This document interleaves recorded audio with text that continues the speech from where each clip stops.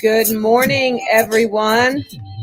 It is Sunday, April 3rd, and this is Julia Yarbo with Keeping It Real Caregiving, our Sunday coffee chat and support hour. Good morning, everyone, and it is Sunday, April 3rd, and this is Julia Yarbo with Keeping It Real Caregiving, our Sunday coffee chat and support hour. Okay, so everyone, and I am hearing some weird feedback on my audio, and I'm not sure what that is. Okay.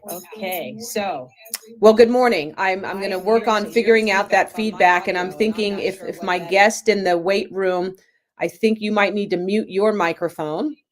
But welcome, everybody. It is April 3rd, and can't believe how quickly the time is going. And I appreciate all of you joining us. I know it's early.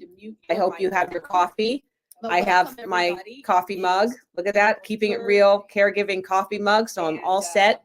And this morning, I know we kind of have a topic that is, some might feel it's a little heavy. It's a serious matter, but it's one that touches all of us, and I really wanted to dive in. So we're going to be talking about coping with loss and bereavement, and that is something that has touched so many people in the last 2 to 3 years due to COVID. But when we think about it as family caregivers, this is a really broad topic. And so I have a very special guest with me this morning. This is a woman that I met a couple of years ago through a virtual conference. She is a passionate researcher. She cares about people, a powerful speaker. She has played a huge role in a lot of medical advancements and research advancements in our country. So I am just so honored that she took the time to join us this morning. So I'm going to bring in Dr. Toni Miles into our chat room. There she is. Good morning, Dr. Miles. So honored that she took the time to join us this morning. So I'm going to bring. Good morning. Should I use my mic? I think so. Good morning, Dr. Miles. I'm thinking with that little bit of feedback that you probably have to turn down your external audio. I think so. And then once you turn that down, I'm thinking, there we go. With that little bit of feedback that you probably have to turn down your external audio. Okay. And then I think we're all set. There we go. With that little bit of feedback that I hear a little bit still, but we've got. And good morning, Ray, Janine, Stevens. Thanks for joining us. Dr. Miles, thank you so much for joining us.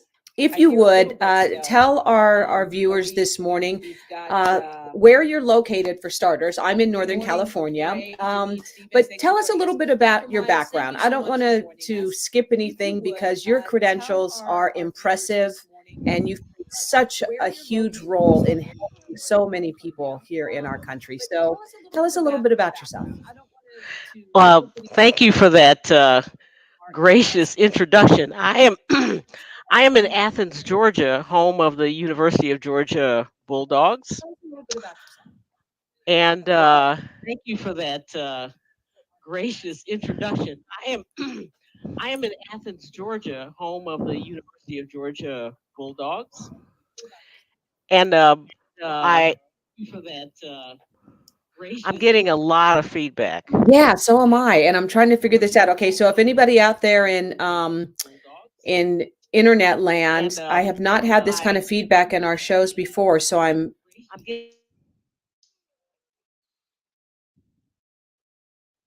Are you still there? I'm still there.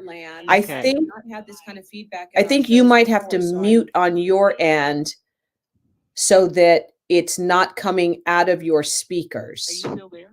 Okay, yeah, I turned my speakers off. I think you might have to mute on your end so that it's not coming out of your speakers. Okay, yeah, I turned my speakers off. Okay. I think you might have to mute on your. I'm not sure what's doing that because this is the beauty of live broadcast, folks. If any of you out there watching have had this, I'm going to check my settings here real quick and see if there's something weird going on that I need to do. Echo cancellation is on.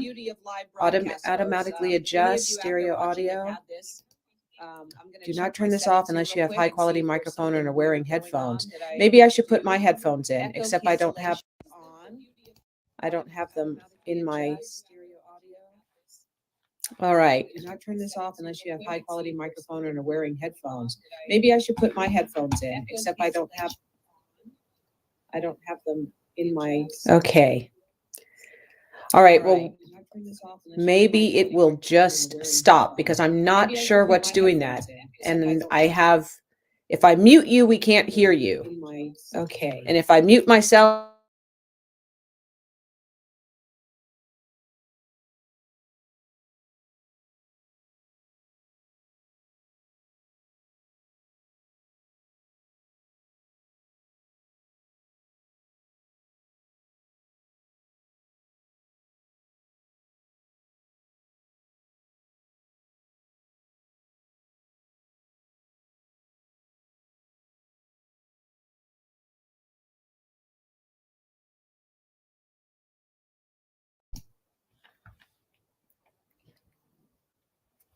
Okay. Can you still hear me? Okay, but I can't hear you now.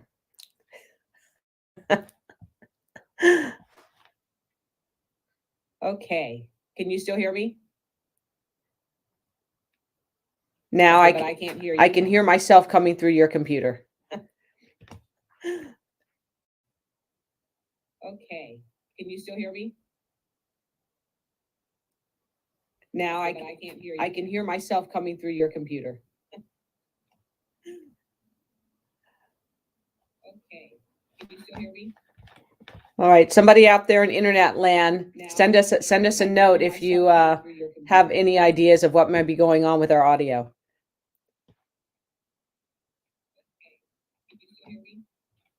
All right, somebody out there in internet land, send us a note if you have any ideas of what might be going on with our audio.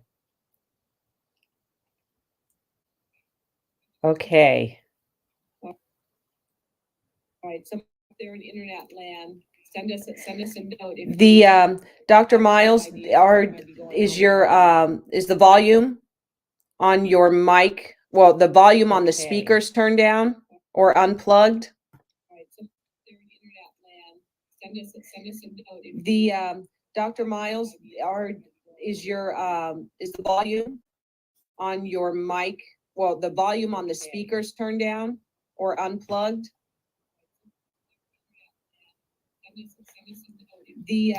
Dr. Miles, is the volume on your mic? Well, the volume on the speakers turned down or unplugged? Okay, right. It's showing that you are muted right now. So unmute. On your mic, well, the volume on the speakers turned down or unplugged?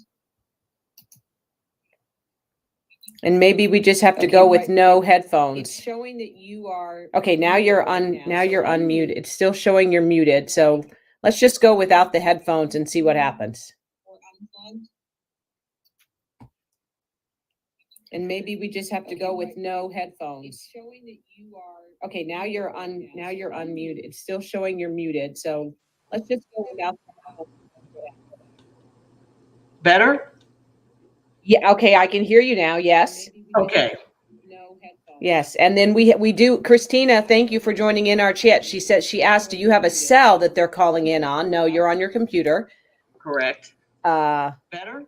Yes. Yeah, okay, I can hear you now. I can hear me coming through your computer, Yes, though. and then we do. Christina, thank you for joining in our chat. She asked, "Do you have a cell that they're calling in on?" No, you're on your computer. Correct. Better? Yes. And for some reason, there's like a weird I can hear delay me coming through your computer. that then I can still hear you. or I can hear myself coming through your computer. That's so weird. Okay, so well, you know what? Let's and there's like a weird delay.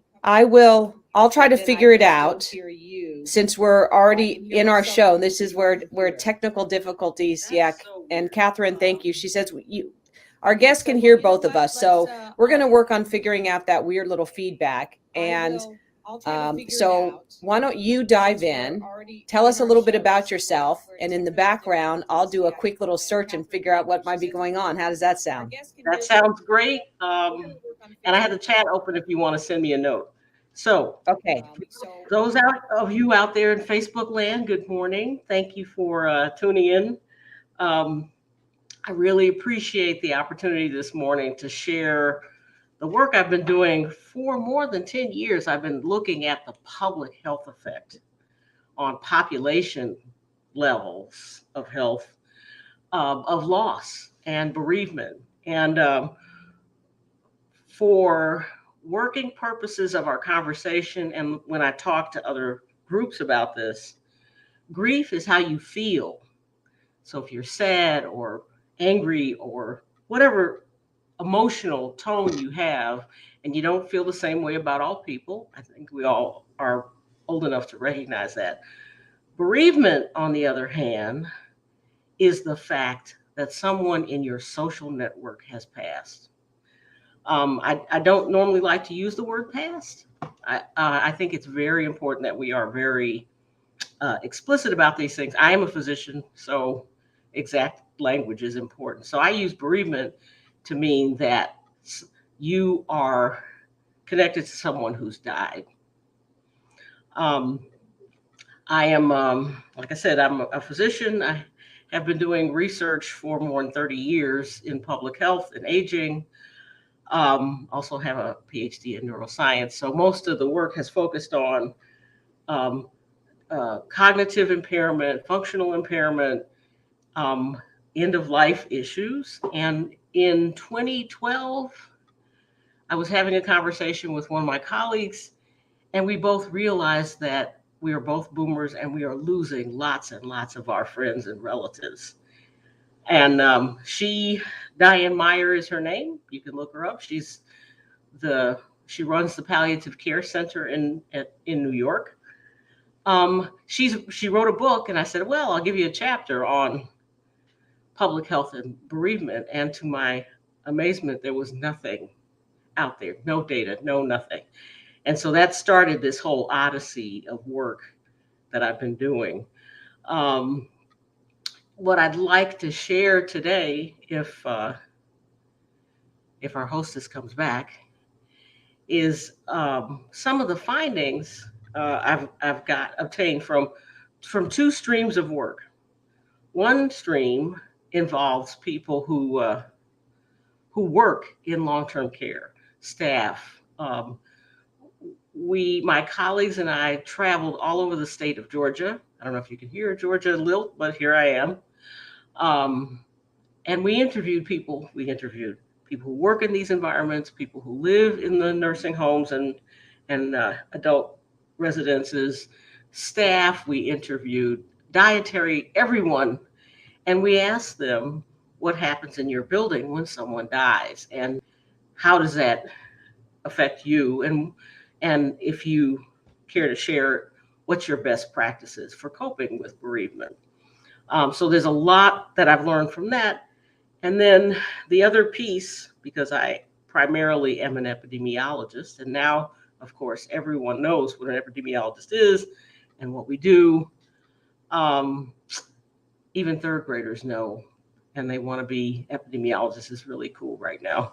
Anyway, what I've been trying to get a handle on is the number of people in a set population who are actually bereaved in a 2-year window. And I got those data for the state of Georgia because I managed to convince the health department here to put them on their annual state survey. So we are the first state in the nation before COVID that can tell you what proportion of our population were newly bereaved. So I'm going to pause and let Julia, either type a question into the chat. We're at the 15-minute mark.